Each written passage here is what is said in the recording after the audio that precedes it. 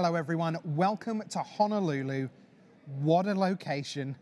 Brian David-Marshall, the Pro Tour historian, Rich Hagon here with you. BDM, it's our 4th time here on the island paradise. Someone's going to be in paradise on Sunday at the end of 3 great days of Pro Tour action. Yeah, like you said, this is the 4th time we've been here, and each event that we've been here has seemingly built on the momentum of the last one. There's very few events where the location just imbues a little something extra special into it. We've seen people launch their careers here.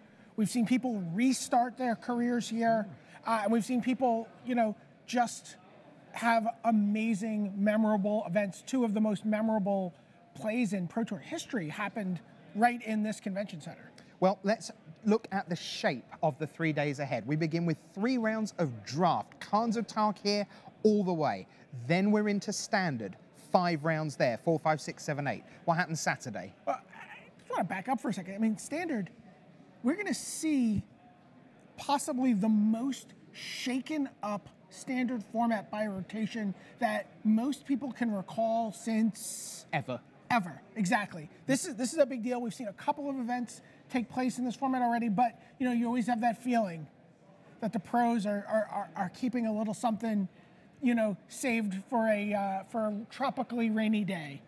All right. And so we really are going to see standard just kind of, this is going to be the event that establishes what your standard's going to be like for next year. Think back 1 year ago to Ireland at Pro Tour Theros. Mm-hmm.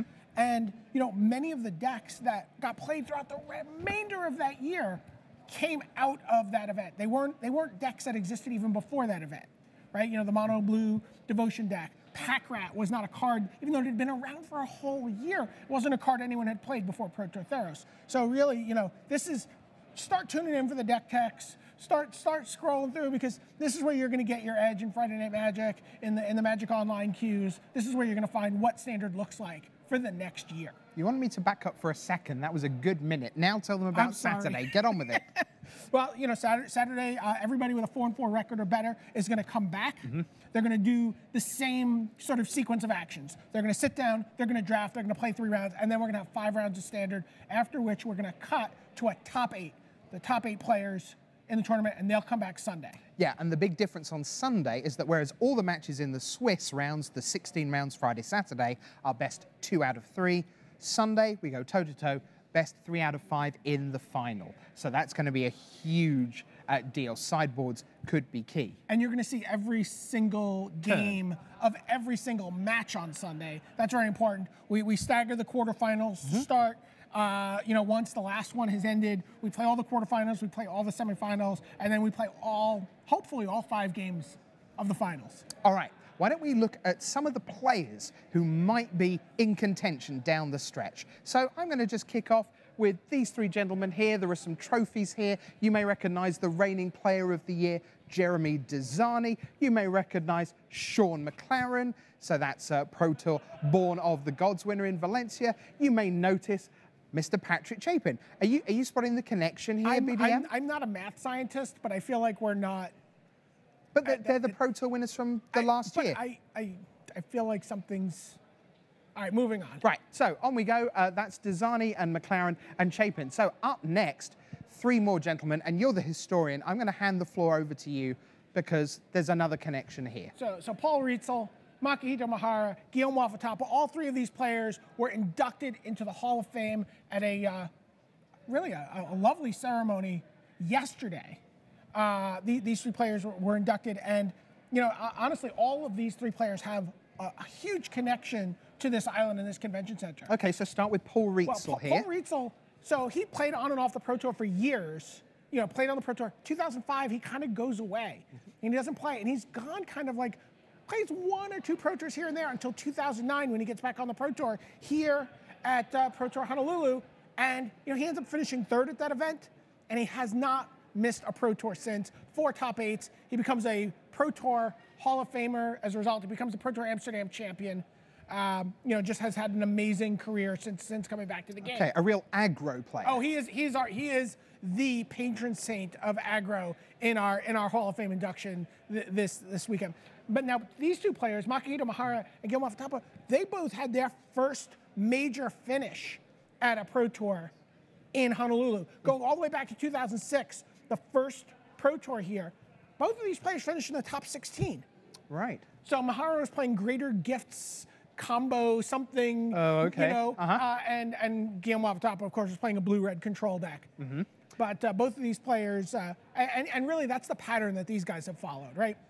Makito Mahara, he's combo player, he's a mid-range player, he loves Bogart and Hellkites and Revelarks and Arbor Colossus. You know, this is a guy, if someone here is playing Green Devotion, you know, we're gonna see him playing it. I mean, he played it at Pro Tour Theros. All three of these players, by the way, top 8 at Pro Tour Theros last year. Right.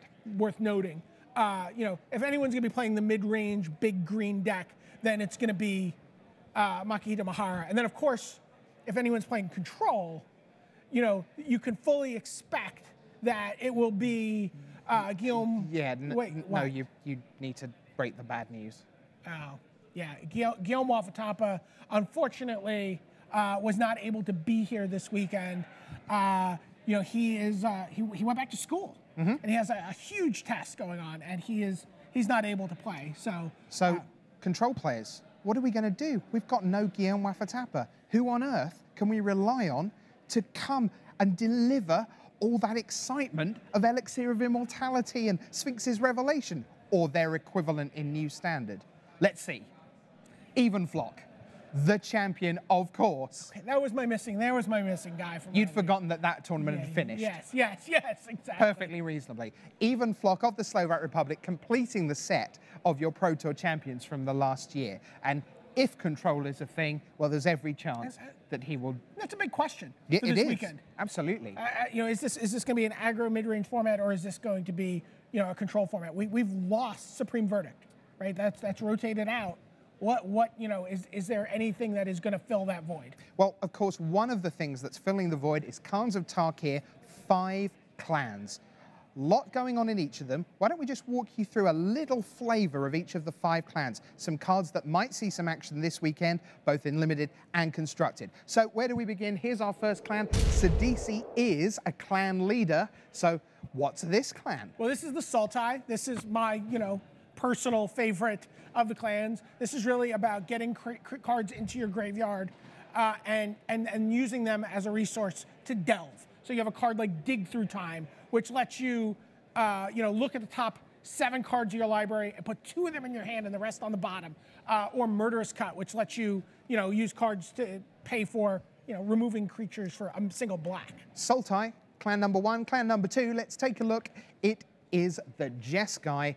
And that's honestly, the clan leader for the Jeskai, right? Well, not exactly. But the thing is, Monastery Spear and Seeker of the Way, sure, they might be a thing. But Jeskai Ascendancy could be a huge thing this weekend. Yeah. Or it could do nothing. Absolutely. We've already seen it do well in older formats. Will it do well in Standard? That's a big question for this weekend.